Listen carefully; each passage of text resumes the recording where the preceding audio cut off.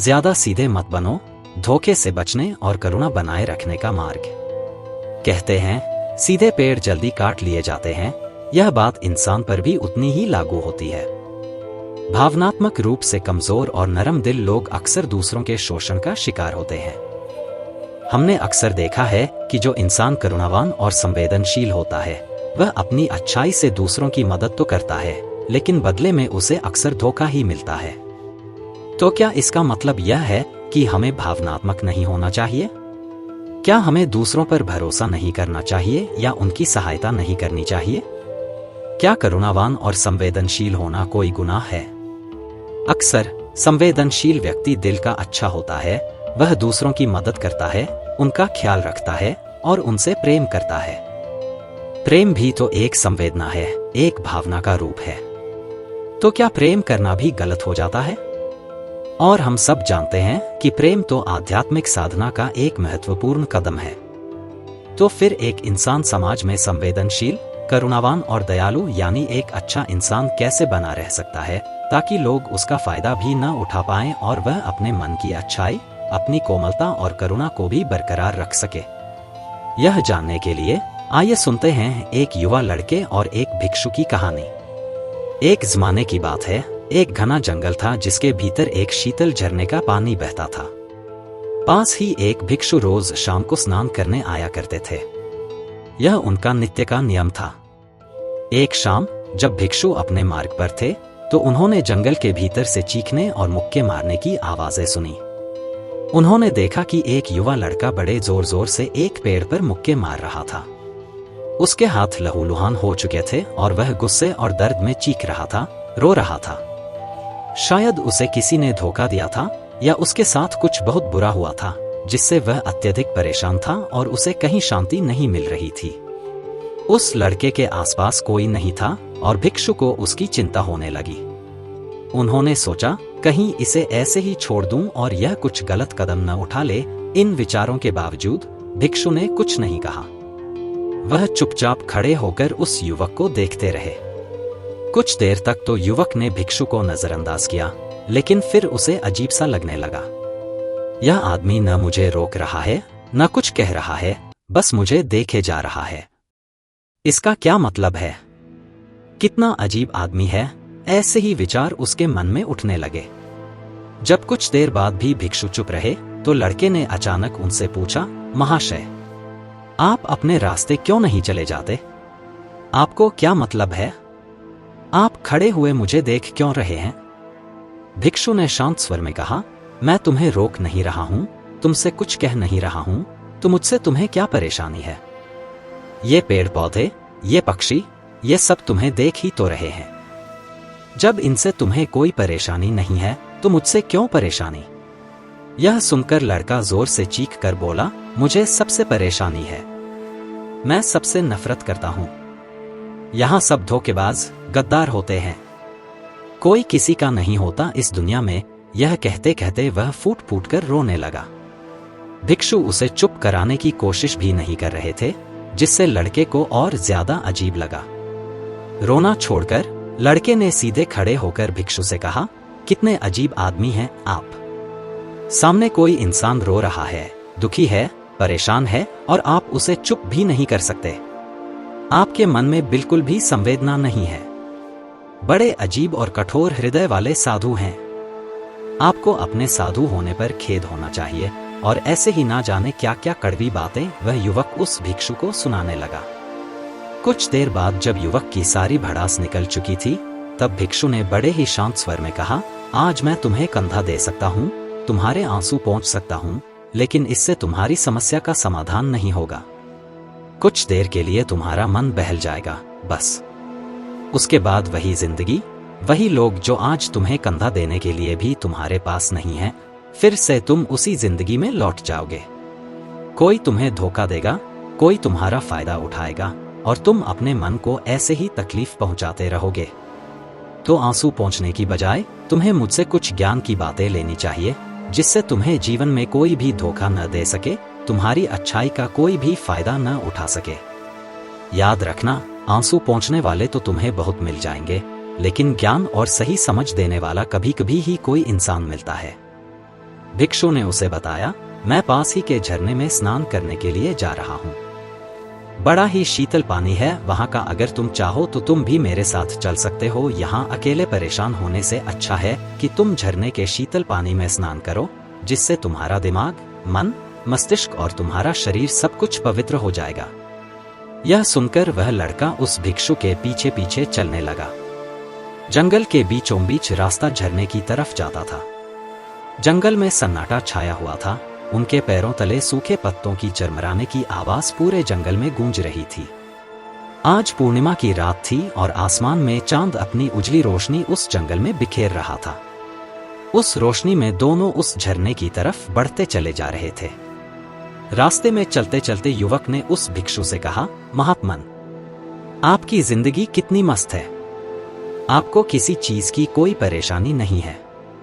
आपको पता है कि दुनिया में कैसे कैसे लोग बसते हैं, कितने धोखेबाज, कितने मक्कार, और सबसे बड़ी बात, अपने लोग ही धोखा देते हैं जिनसे हम प्रेम करते हैं, जिनको हम अपना मानते हैं। जब उन्हीं से धोखा मिलता है तो कैसा महसूस होता है। कभी कभी तो ऐसे लगता है कि भोले और दयालु लोगों के लिए यह दुनिया नहीं बनी है। यह धोखेबाजों के लिए है, मक्कारों के लिए है।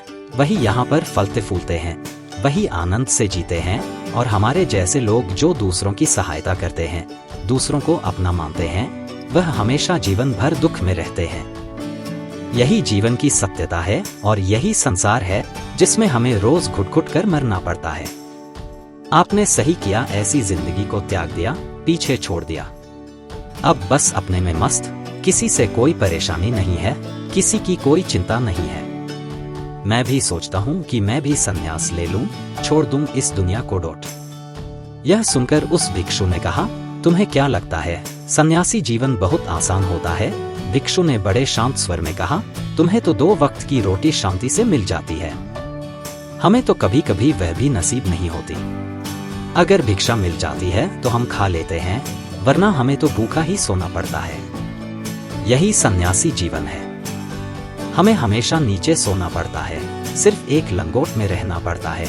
चाहे कैसा भी मौसम क्यों न हो, तो यह सब तुम्हें आसान लगता है। तो तुम भी सन्यासी बन जाओ। युवक ने कहा, आप कहते तो ठीक ही हैं। संघर्ष तो दोनों तरफ है, सांसारिक जीवन में भी और सन्यासी जीवन में भी। वैसे सांसारिक जीवन भी अच्छा है, लेकिन तब तक जब तक घर परिवार में सुख शांति बनी रहे, धोखा न मिले, हमारे लोग हमारा फायदा न उठाएं, हमसे झूठ न बोलें, हमें धोखा न दें, तब तो जीवन जीने का आनंद होता है, वरना तो जीवन नर्क हो जाता है। भिक्षु ने कहा, देखो, संन्यास अपने मन से लिया जाता है। जब हमारा मन कहता है कि हमें संन्यास के मार्ग पर सफलता हासिल करनी है, आगे बढ़ना है, तो ही सन्यासी जीवन सफल हो पाता है। लेकिन तुम अपने घर से परेशान होकर, दूसरे लोगों से परेशान होकर सन्यासी बनना चाहते हो, तो तुम्हारा सन्यासी जीवन भी कभी सफल नहीं होगा। इससे अच्छा तो तुम सांसारिक जीवन में अगर कुछ तरीके, कुछ नियम अपनाओ, तो दूसरे लोग तुम्हें धोखा नहीं दे पाएंगे। धोखे से बचने के लिए भिक्षु के महत्वपूर्ण सूत्र। भिक्षु ने युवक को जीवन की कुछ गहरी बातें समझाईं जो उसे धोखे से बचा सकती थी। अपनी भावनात्मक कमजोरी छिपाओ। सबसे पहले तो यह समझो कि धोखा उन्हें ही मिलता है जो भावनात्मक रूप से कमजोर होते हैं, जिनका दिल जल्दी पिघल जाता है, जो दूसरों को दुख में नहीं देख पाते। ऐसे लोगों के साथ होने की संभावना ज्यादा होती है, क्योंकि कोई भी आदमी अपनी परेशानी बताकर, अपने को दुख में बताकर तुम्हारा फायदा उठा सकता है। क्या पता वह झूठ बोल रहा हो, वह दुखी होने का अभिनय कर रहा हो, लेकिन आपको तो सच ही लगेगा। और उसके बाद कुछ समय बाद आपको पता चलता है कि आपके साथ धोखा हो गया। उसके बाद आपका मन अंदर से टूट जाता है। इसीलिए सबसे पहली बात ध्यान रखना कि किसी भी व्यक्ति को यह एहसास मत होने दो कि तुम भावनात्मक रूप से कमजोर हो, अंदर से तुम्हारा दिल नर्म है। अगर उन्हें आपकी यह कमजोरी पता चल गई तो वह कोई न कोई जाल रचकर आपका फायदा उठाने की जरूर कोशिश करेंगे। चाहे आप अंदर से संवेदनशील हो, दूसरों की मदद करने वाले हो, लेकिन किसी को एहसास मत होने दो ऊपर से कठोर बने रहो। जब लोगों को लगेगा कि इससे कुछ बोलने का फायदा ही नहीं है, यह आदमी कठोर है, नहीं पिघलेगा, तो वे खुद ब खुद उन्हें चुनेंगे जो उनके आसान शिकार होंगे। जल्दी विश्वास न करें, समय दें, दूसरी बात समझने की यह होती है कि हम बहुत जल्दी दूसरों पर विश्वास कर लेते हैं और हमारी जल्दी विश्वास करने की आदत ही हमें हानि पहुंचाती है। 2 दिन तुम्हें किसी से मिले हुए नहीं होते हैं और तुम एक दूसरे के हो जाते हो, एक दूसरे पर पूरा भरोसा करने लग जाते हो और यह भरोसा तीसरे दिन टूट जाता है और फिर तुम्हें धोखा मिलता है और फिर तुम परेशान होते हो। इसीलिए समय दो। किसी भी चीज को, किसी भी रिश्ते को आगे बढ़ाने के लिए समय की जरूरत होती है। समय के साथ तुम्हें सामने वाले इंसान की अच्छाई और बुराई पता चलती है। तब तुम्हें पूर्ण रूप से पता चलता है कि इंसान वास्तव में कैसा है, अच्छा है या बुरा है, और वह कुछ समय देने के बाद ही होता है। इसीलिए जल्दी किसी पर विश्वास मत करो। चापलूसी से सावधान रहें, दिखावा न करें। अगली पहचान या अगला तरीका समझने के लिए तुम्हें ऐसे लोगों को समझना होगा जो दूसरों की चापलूसी करते रहते हैं। कुछ लोगों की आदत होती है चापलूसी करने की। आपके सामने आपकी बढ़ाई करेंगे, आपके बारे में अच्छा बोलेंगे और आपको लगेगा कि यह इंसान कितने अच्छे हैं, मेरे से कितना प्यार करते हैं। लेकिन वास्तव में उनकी वह चापलूसी एक जाल होती है ताकि वह आपका दिल जीत सके। और उनको चापलूसी करने का मौका तभी मिलता है जब आप दिखावा करते हैं। अगर आप उनकी चापलूसी से प्रभावित ही नहीं होंगे तो कुछ समय बाद वह चापलूसी करना बंद कर देंगे। इसीलिए किसी के सामने दिखावा मत करो, वरना आप तो आकर्षण के केंद्र बन जाते हो। लोगों को लगता है कि शायद इसके पास बहुत ज्यादा धन संपदा है, इसीलिए इतना दिखावा कर रहा है। और इसी वजह से जो लोग आपका फायदा उठाना चाहेंगे वह आपके करीब आने की कोशिश करेंगे, आपकी चापलूसी करने की कोशिश करेंगे। अब तक वह दोनों झरने पर पहुंच चुके थे। दोनों ने अपने कपड़े उतारे और उस झरने के शीतल पानी में कूद पड़े। पानी बहुत ठंडा था। उन दोनों की सारी थकान, सारी उदासी पल भर में ही दूर हो गई। स्नान कर लेने के बाद दोनों एक पेड़ के नीचे उस झरने के सामने बैठकर बातें करने लगे। भिक्षु ने उसे आगे समझाते हुए कहा, सहायता करते समय समझदारी दिखाएं। सांसारिक जीवन में एक बात समझने की यह होती है कि हम जिसकी सहायता कर रहे हैं, चाहे किसी भी रूप में, धन से, शारीरिक रूप से या जिस भी अवस्था में हम किसी की सहायता कर रहे हैं, तो हमें यह ख्याल रखना चाहिए कि सामने वाला वापस कभी भविष्य में हमारी सहायता करने योग्य है कि नहीं है। अगर किसी को पैसा उधार दे रहे हो तो यह समझो कि उसके पास आय का कोई साधन है कि नहीं है। कल भविष्य में वह तुम्हें वापस कर पाएगा कि नहीं कर पाएगा। अगर वह नहीं करेगा तो तुम्हें तकलीफ होगी, तुम्हें दुख होगा। ऐसे तो इंसान करुणावश भिखारियों को भी भीख देता है, लेकिन वह गलत नहीं है, क्योंकि जो भी पैसा आपने सामने वाले को दिया है उससे आपके ऊपर कोई ज्यादा प्रभाव नहीं पड़ेगा। अगर वह आपको वापस भी नहीं लौटाएगा तो अगर किसी ऐसे इंसान को पैसा देना है जो कभी वापस नहीं लौटा पाएगा तो उतना ही देना जिससे तुम्हारे ऊपर ज्यादा दबाव न बने। अगर वह वापस भी न लौटाए तो तुम्हें ज्यादा दुख न पहुँचे। अपरिचितों को नजरअंदाज करें। शुरुआत में लोगों को नजरअंदाज करना सीखो। जब तुम किसी को शुरुआत में नजरअंदाज करते हो तो जो भी लोग किसी लालच की वजह से तुम्हारे पास प्रभावित हो रहे थे उनकी छटनी हो जाएगी। जब तुम उनको नजरअंदाज करोगे तब कोई 1-2 बार लोग तुम्हारे पास आने की कोशिश करेंगे, उसके बाद वह तुमसे दूरियां बना लेंगे। और जो आदमी तुम्हारी इंसानियत, तुम्हारी अच्छाई देखकर तुम्हारे पास आएगा वह नजरअंदाज करने के बावजूद भी तुम्हारे करीब ही बना रहेगा। और यही तो एक सच्चे इंसान की पहचान होती है। जो हमारे अपने होते हैं उनसे हम लड़ भी लेते हैं, झगड़ भी लेते हैं, उसके बावजूद भी वह हमारी बातों का बुरा नहीं मानते हैं। चाहे थोड़े समय के लिए वह हमसे नाराज रहें, लेकिन कुछ समय बाद फिर से हम एक हो जाते हैं। और यही तो घर परिवार का मतलब होता है, यही तो अपनों का मतलब होता है। इसीलिए शुरुआत में अनजान लोगों को नजरअंदाज करना सीखो, इग्नोर करना सीखो, ताकि धोखेबाज, मक्कार लोग तुम्हारे करीब ही न आ पाएं। अपनी आंखें और कान खुले रखें, निरीक्षण करें। अपनी इस वार्तालाप को खत्म करते हुए भिक्षु ने अपनी आखिरी बात बताते हुए कहा कि यह आखिरी सीख सबसे ज्यादा महत्वपूर्ण है। सब कुछ होने के बाद भी तुम्हें धोखे मिल सकते हैं, लेकिन तुम अगर अपनी आंख और कान और अपना दिमाग खोलकर रखते हो, अगर तुम होश में रहोगे, ध्यान करोगे, तो तुम्हें इंसान की आंखें देखते ही समझ में आ जाएगा कि उसे तुमसे क्या चाहिए। तुम उसकी इच्छा और उसका स्वभाव उसकी आंखों में ही पढ़ सकते हो। लोगों की आंखों में, उनकी वाणी में, उनके स्वभाव में उनका सब कुछ दिखाई देता है, बस हम ही अपनी आंखें मूंद कर रहते हैं।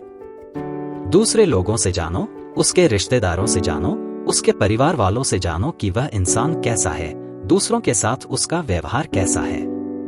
उसकी पड़ताल करो। जब किसी पर विश्वास करो, ऐसे ही किसी पर विश्वास मत कर लेना। अपनी पूरी संतुष्टि करना। अगर तुम किसी के साथ लंबे समय तक भरोसा करना चाहते हो, किसी के साथ कोई संबंध बनाना चाहते हो, कोई दोस्ती करना चाहते हो या किसी की मदद करना चाहते हो, तो इन सभी परिस्थितियों में तुम्हें यह जरूर पता होना चाहिए कि दूसरे लोग उस इंसान के बारे में क्या सोच रखते हैं। इसके बाद तुम जीवन में कभी भी धोखा नहीं खाओगे और तुम्हें कभी भी धोखे की वजह से पछताना नहीं पड़ेगा। इसी तरह की बातें करते हुए भिक्षु और वह लड़का दोनों जंगल से बाहर आ गए और अपने अपने घर को चले गए। दोस्तों, कभी भी किसी पर भी भरोसा करने से पहले उसके बारे में अच्छे से समझो, जानो, समय दो, फिर भरोसा करो। करुणावान होना कमजोरी नहीं है, बल्कि समझदारी से अपनी करुणा का प्रयोग करना ही सच्ची शक्ति है।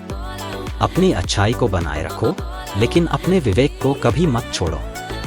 क्या आप भी अपनी अच्छाई को बरकरार रखते हुए धोखे से बचने के लिए इन सूत्रों को अपनाएंगे? दोस्तों, कभी भी किसी पर भी भरोसा करने से पहले उसके बारे में अच्छे से समझो, जानो, समय दो, फिर भरोसा करो। हमें आशा है कि आपको यह वीडियो पसंद आई होगी। इसी तरह के मोटिवेशनल और इंस्पायरिंग वीडियो देखने के लिए आप हमारे चैनल को सब्सक्राइब कर सकते हैं। हम मिलते हैं इसी तरह की नई मोटिवेशनल वीडियो के साथ। धन्यवाद।